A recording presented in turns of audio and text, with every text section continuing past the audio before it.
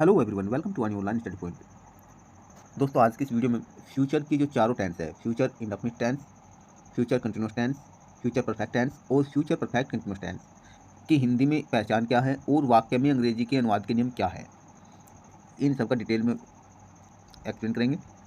आप वीडियो को बिना स्किप के अंत तक जरूर देखिए ताकि आपको पूरी जानकारी मिल पाए। तो आइए स्टार्ट करते हैं। फ्यूचर जो इंडेफिनिट टेंस है, इसकी पहचान हिंदी में क्या होगी? इसके हिंदी वाक्यों की मुख्य क्रिया के अंत में गा, गे, गी जैसे शब्द आएंगे। आने वाले समय में जो है किसी कार्य के होने का पता चलेगा। जैसे वह घर जाएगा, वह खाना खाएगा। अभी खाना खाया नहीं है, खाएगा आने वाले समय में यानी भविष्य में। वह घर जाएगा, घर जाने का काम निकट भविष्य में होगा। तो यहाँ इस टाइप के जो वाक्य होंगे ये फ्यूचर इंडेफिनिट टेंस में होते हैं। आइए इनके अनुवाद का नियम भी जान लेते हैं क्या है। अगर सब्जेक्ट जो है आई और वी हो, मैं या हम, तो इनके साथ आप प्रयोग करेंगे सैल का, सहायक क्रिया सैल का। अगर सब्जेक्ट है ही, सी, इट, यू, दे या कोई भी प्लूरल नाउन हो या सिंगुलर नाउन हो, ठीक है, कोई भी प्लूरल सब्जेक्ट हो या सिंगुलर सब्जेक्ट हो, उनके साथ आप हेल्पिंग वर्ब विल का प्रयोग करेंगे। ये सामान्य नियम के लिए है। अगर इसी के विपरीत जो है वाक्य में धमकी आ जाए या अनिवार्यता आ जाए, जैसे धमकी में क्या है, मैं तुम्हें पीट दूंगा, मैं तुम्हें मार दूंगा, ऐसे कहते हैं ना, तो ये मैं ऐसी कंडीशन में धमकी है या मैं तुम्हें जान से मार दूंगा, ठीक है। या अनिवार्यता का भाव पर करो, चाहे वह जरूर दिल्ली जाएगा, वह जरूर किताब लिखेगा, ये अनिवार्यता है। तुम जरूर उसकी मदद करोगे या तुम अवश्य उसकी मदद करोगे, अनिवार्यता है। अगर ये कह दिया जाए तुम्हें वहाँ जाना ही पड़ेगा, तुम्हें वहाँ जाना ही पड़ेगा, तुम्हें यहाँ आना ही पड़ेगा, तुम्हें यहाँ आना ही होगा, तो इस टाइप से अगर ये कंडीशन में सेंटेंस आ जाए तो आप क्या करेंगे? आई वी के साथ नॉर्मल नियम में सेल आता है, लेकिन अगर ये भाव प्रकट हो तो आई वी के साथ विल हो जाएगा और बाकी जो सब्जेक्ट होते हैं उनके साथ सेल हो जाएगा, अगर वाक्य में धमकी का, अनिवार्यता का या बाध्यता इसका भाव प्रकट हो। आने वाले समय के लिए यानी आने वाला जो कल होगा उसके लिए आप टुमारो का प्रयोग करेंगे। अब बात कर लेते हैं पॉजिटिव सेंटेंस की। वाक्य का अंग्रेजी अनुवाद का नियम क्या रहेगा? सबसे पहले सब्जेक्ट आएगा, फिर सब्जेक्ट के अनुसार ही हेल्पिंग वर्ब विल या सेल आएगी, फिर इसके बाद में मैन वर्ब की फर्स्ट फॉर्म आएगी, फिर ऑब्जेक्ट लिखेंगे और बाद में कॉम्प्लीमेंट और सबसे बाद में फुल स्टॉप। ये वाक्य का अंग्रेजी अनुवाद का नियम रहेगा। नेक्स्ट, नेगेटिव सेंटेंस का रूल क्या है? सबसे पहले सब्जेक्ट हो गया, सब्जेक्ट के अनुसार विल या सेल हेल्पिंग वर्ब का प्रयोग करेंगे, फिर नोट आएगा, फिर मैन वर्ब की फर्स्ट फॉर्म, फिर ऑब्जेक्ट और फिर कॉम्प्लीमेंट और बाद में फुल स्टॉप। ये नेगेटिव सेंटेंस की स्ट्रक्चर रहेगी। यदि बात करें इंटरोगेटिव सेंटेंसेस की, प्रश्नवाचक वाक्य की, तो प्रश्नवाचक वाक्य ये दो प्रकार के, एक तो टैग टाइप का, एक डब्ल्यूएस टाइप का। तो सबसे पहले टैग टाइप की बात कर लेते हैं, यानी यस और नो टाइप वाले की। स्टार्टिंग में क्या होगा, क्या के लिए हम वोट का प्रयोग नहीं करेंगे, बल्कि हम सब्जेक्ट के अनुसार जो है हेल्पिंग वर्ब विल या सेल का प्रयोग करेंगे। फिर इसके बाद सब्जेक्ट, अगर वाक्य में नोट या कभी नहीं आया हुआ है, नेवर आया हुआ है, तो आप सब्जेक्ट के बाद लिखिए, अगर नहीं आया हुआ है तो आप इसे नहीं लिखेंगे, इसलिए मैंने कोष्ट में लिखा है। फिर मैन वर्ब की फर्स्ट फॉर्म, ऑब्जेक्ट और कॉम्प्लीमेंट और बाद में क्वेश्चन मार्क। ये आपको ध्यान रखना है, विल और सेल के साथ में मैन वर्ब की हमेशा फर्स्ट फॉर्म आएगी फ्यूचर इंडेफिनिट टेंस में, एक्टिव वॉइस, ठीक है। नेक्स्ट, डब्ल्यूएस टाइप का रूल क्या है? सबसे पहले वाक्य में जो भी क्वेश्चन वर्ड दिया होगा, नहीं जैसे कब, क्यों, कहाँ, कैसे, कौन सा, कौन सी, कितना, कितनी, कितने, तो उसकी अंग्रेजी सबसे पहले स्टार्टिंग में आ जाएगी। फिर सब्जेक्ट के अनुसार हेल्पिंग वर्ब विल या सेल का प्रयोग करेंगे। फिर सब्जेक्ट, अगर नोट है तो सब्जेक्ट के बाद नोट लगाइए, अगर नेवर है तो नेवर लगाइए। फिर इसके बाद में मैन वर्ब की फर्स्ट फॉर्म, फिर ऑब्जेक्ट, फिर कॉम्प्लीमेंट और सबसे बाद में क्वेश्चन मार्क। आपको स्पेशल जो रूल है उन्हें भी फॉलो करना है। स्पेशल रूल का अर्थ मैंने बताया था, जैसे अगर वाक्य में धमकी आ जाए, अनिवार्यता का भाव प्रकट हो या बाध्यता का भाव प्रकट हो या आदेश का भाव प्रकट हो, तब जो है वो चेंज हो जाता है, वी के साथ विल आएगा और बाकी के साथ सेल आएगा, वो भी आपको नोटिस रखना है। नेक्स्ट है, अब बात कर लेते हैं फ्यूचर कंटिन्यूस टेंस की। फ्यूचर कंटिन्यूस टेंस की पहचान क्या है? देखिए, इस टेंस के जो हिंदी वाक्य होते हैं उन हिंदी वाक्यों की मुख्य क्रिया के अंत में रहा होगा, रही होगी, रहे होंगे, रहा होगा, ये जैसे शब्द समूह आते हैं। जैसे वह घर जा रहा होगा, वह घर जा रहा होगा, वे कंप्यूटर सीख रहे होंगे, वे झूठ बोल रहे होंगे। तो इस प्रकार के वाक्य होते हैं, यानी भविष्य में जो है किसी कार्य के लगातार जारी रहने का बोध होता है, आपको ये ध्यान रखना है। लेकिन कार्य कब शुरू हुआ इसका समय नहीं होता, ये भी आपको ध्यान रखना है। कार्य के जारी होने का समय नहीं दिया होता, हाँ भविष्य में जो है किसी कार्य के लगातार रहने का बोध होता है, इससे ये भी आपको ध्यान रखना है। अब इसकी आपको क्या है, स्ट्रक्चर क्या है वाक्य के अंग्रेजी अनुवाद के नियम, जिस प्रकार आप आई वी के साथ शैल का प्रयोग करते हैं सामान्य नियम में, और ही सी इट यू दे बहुवचन कर्ताओं के साथ जो और सब्जेक्ट है, सिंगुलर नाउन और प्लूरल नाउन हो, उनके साथ भी आप विल का प्रयोग करेंगे। इस टेंस में फ्यूचर जो कंटिन्यूअस टेंस है, इसमें हेल्पिंग वर्ब जो है विल बी और शैल बी होगी। क्या होगी? विल बी और शैल बी। ठीक है, तो आई वी के साथ तो शैल बी का प्रयोग करेंगे और बाकी जो सब्जेक्ट हैं उनके साथ आप विल बी का प्रयोग करेंगे। स्पेशल जो रूल है, अगर वाक्य में धमकी वाला भाव प्रकट हो रहा हो, या आदेश वाला, अनिवार्यता वाला, या बाध्यता भाव वाला प्रकट हो रहा हो, तो आई वी के साथ विल भी हो जाएगा और बाकी के साथ शैल भी हो जाएगा। ये भी आपको नोट रखना है। तो चलिए वाक्य का अंग्रेजी अनुवाद का नियम है क्या है देख लेते हैं। सबसे पहले बात करते हैं पॉजिटिव सेंटेंसेस की, स्वीकारात्मक वाक्यों की। तो इसमें सबसे पहले आएगा सब्जेक्ट। सब्जेक्ट के साथ में फिर जो है सब्जेक्ट के अनुसार ही विल बी या शैल बी का प्रयोग करेंगे। ये आपको ध्यान रखना है, विल बी या शैल बी का प्रयोग करेंगे सब्जेक्ट के अनुसार। फिर मैन वर्ब की फर्स्ट फॉर्म में आईएनजी आएगा, ये आपको ध्यान रखना है। फिर ऑब्जेक्ट, इसके बाद कॉम्प्लीमेंट और सबसे बाद में फुल स्टॉप। ये स्ट्रक्चर रहेगी।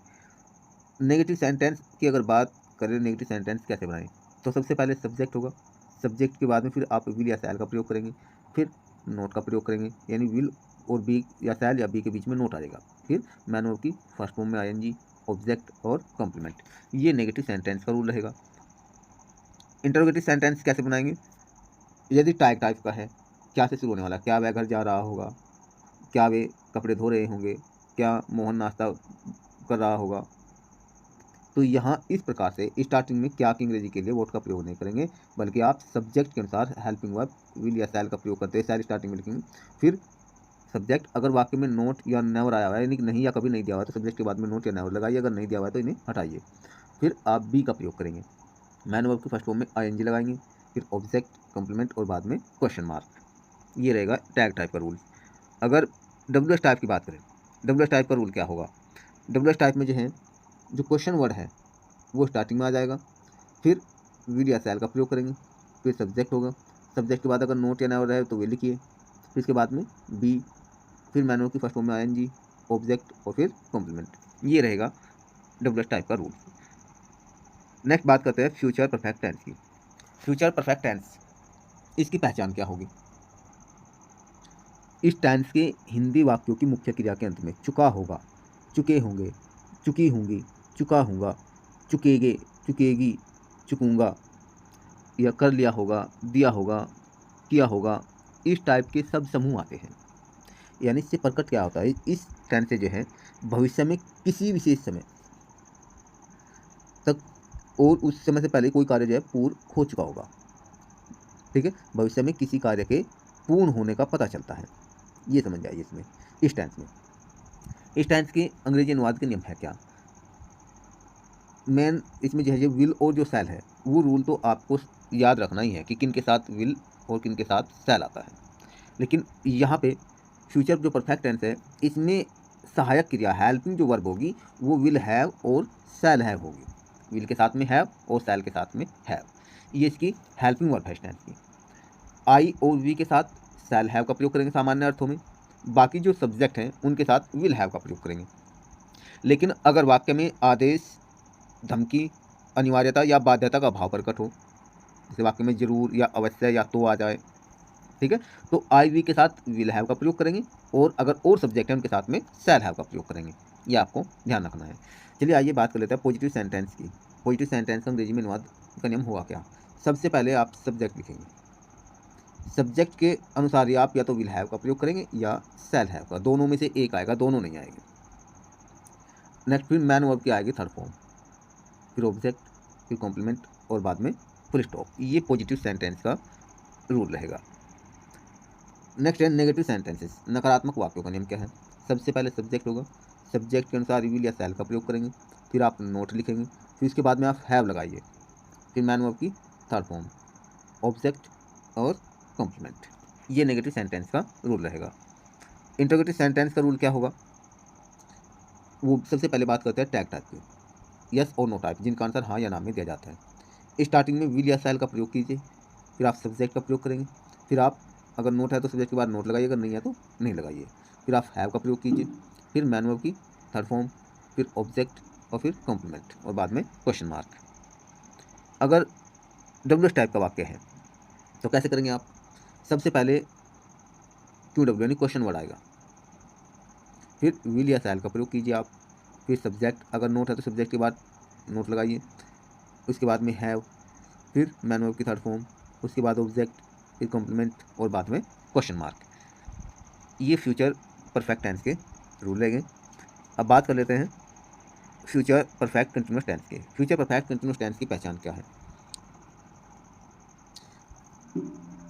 इस टेंस के हिंदी वाक्यों की मुख्य क्रिया के अंत में रहा होगा, रही होगी, रहे होंगे, रहा होगा, रही होंगी, ता रहा होगा, ती रही होगी, ते रहे होंगे, ये सब समूह आते हैं। और साथ ही जो कार्य है, कार्य के जारी रहने का समय भी दिया होता है, ये भी आपको ध्यान रखना है। जैसे वह 2 महीने से यहाँ रह रहा होगा, वह 2 बजे से बच्चों को सिखा रहा होगा, वह 1 घंटे से इंतज़ार कर रहा होगा, वे खेलते रहे होंगे, वे देखते रहे होंगे, इस टाइप से। ये जो इस प्रकार के वाक्य होते हैं, ये फ्यूचर परफेक्ट कंटिन्यूअस टेंस के होते हैं, क्योंकि इनमें भविष्य में किसी काम के जारी रहने का भी पता चलता है, यानी किसी काम के जारी रहने के समय का पता चलता है। ये भी आपको ध्यान रखना है। वाक्य का अंग्रेजी अनुवाद का नियम है क्या? सामान्य अर्थ में जो है विल या शैल के यूज का तो आपको पता ही है, लेकिन यहाँ पे आपको ये ध्यान रखना है कि फ्यूचर परफेक्ट जो कंटिन्यूअस टेंस है, इसमें हेल्पिंग वर्ब की तरह काम जो है विल हैव बीन और शैल हैव बीन, ये जो है इसमें हेल्पिंग वर्ब की तरह काम करेंगे। विल हैव और बीन तीनों एक साथ, ठीक है ना, ये हेल्पिंग वर्ब की तरह काम करेंगे। जिनके साथ विल आता है तो उनके साथ तो विल हैव बीन लिखेंगे, और जिनके साथ शैल आता है उनके साथ शैल हैव बीन लिखेंगे सब्जेक्ट में। तो यहाँ देखिए, जैसे इनका पॉजिटिव सेंटेंस का रूल क्या रहेगा? सबसे पहले सब्जेक्ट के अनुसार या आप विल हैव बीन का प्रयोग करेंगे और या फिर शैल हैव बीन का प्रयोग करेंगे, ठीक है। फिर उसके बाद में मैन वर्ब की फर्स्ट फॉर्म में आईएनजी लगाइए, फिर आप ऑब्जेक्ट लिखेंगे, फिर कॉम्प्लीमेंट लिखेंगे। अगर वाक्य में से दिया हुआ है, यानी 2 घंटे से, 3 घंटे से, 4 बजे से या 5 बजे से, तो निश्चित या अनिश्चित समय का ध्यान रखते हुए सिंस या फॉर का प्रयोग कीजिए। फिर उसके बाद में आप टाइम लिखिए। टाइम का मतलब, अगर आप सब दिन का नाम दिन का है तो डे लिखेंगे, महीना का है तो मंथ लिखेंगे, ठीक है, मॉर्निंग है तो मॉर्निंग, तो ये आपको ध्यान रखना है। इस प्रकार से आप अंग्रेजी अनुवाद करेंगे। अगर वाक्य है नेगेटिव सेंटेंस की स्ट्रक्चर क्या रहेगी? सबसे पहले सब्जेक्ट के तुरंत बाद विल और शैल का प्रयोग करेंगे सब्जेक्ट के अनुसार, ये आपको ध्यान रखना है। फिर उसके बाद आप नोट का प्रयोग करेंगे। नोट के बाद में आप हैव बीन का प्रयोग करेंगे, कई का प्रयोग करेंगे, हैव बीन का, ठीक है। फिर मैन वर्ब की फर्स्ट फॉर्म में आईएनजी लगाएंगे, उसके बाद में ऑब्जेक्ट होगा, फिर आप कॉम्प्लीमेंट लिखेंगे, और सबसे लास्ट में फिर आप जो है समय का ध्यान रखते हुए सिंस या फॉर का प्रयोग करेंगे, और फिर उसके बाद टाइम लिखेंगे, बाद में फुल स्टॉप। ये स्ट्रक्चर रहेगी। ये कॉम्पिटिशन एग्जाम में भी आपके बहुत ही फायदेमंद है ये सवाल सभी जितने भी रूल्स हैं। इंट्रोगेटिव सेंटेंसेस, प्रश्नवाचक जो वाक्य है टैग टाइप के, सबसे पहले उनका रूल क्या रहेगा? जो क्या से शुरू होने वाले वाक्य हैं, स्टार्टिंग में सब्जेक्ट के अनुसार विल या शैल का प्रयोग करेंगे।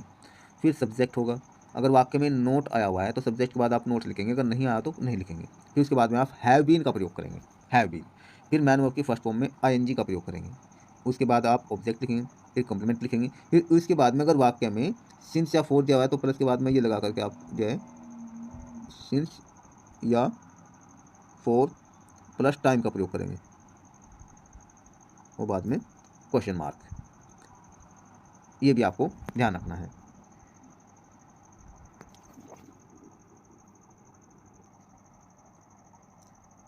अब बात करते हैं WH टाइप की। WH टाइप में क्या है? सबसे पहले क्वेश्चन वर्ड स्टार्टिंग में आएगा, जो भी क्वेश्चन वर्ड दिया होगा उसकी सब्जेक्ट के अनुसार विल या शैल का प्रयोग करेंगे। फिर सब्जेक्ट, उसके बाद में आप नोट का प्रयोग करेंगे अगर आया हुआ है। फिर उसके बाद में आप हैव बीन का प्रयोग करेंगे। फिर मैन वर्ब की फर्स्ट फॉर्म में आईएनजी, फिर ऑब्जेक्ट, उसके बाद में कॉम्प्लीमेंट। फिर समय का ध्यान रखना है आपको, निश्चित समय के लिए सिंस, अनिश्चित समय के लिए आपको फॉर, प्लस फिर टाइम, और बाद में क्वेश्चन मार्क। इस प्रकार आप जो है इन चारों टेंस के अंग्रेजी में अनुवाद के नियम सीख जाएंगे, और कोई भी वाक्य आ जाए आप आसानी से अंग्रेजी में अनुवाद कर सकते हैं। आशा करते हैं आपको वीडियो अच्छी लगी। यदि आपको वीडियो अच्छी लगे तो आप लाइक करना ना भूलें, और साथ ही साथ अपने दोस्तों को वीडियो ज़्यादा से ज़्यादा शेयर करें ताकि सभी का फायदा हो। फिर मिलते हैं नए वीडियो में नए कंटेंट के साथ। जय हिंद।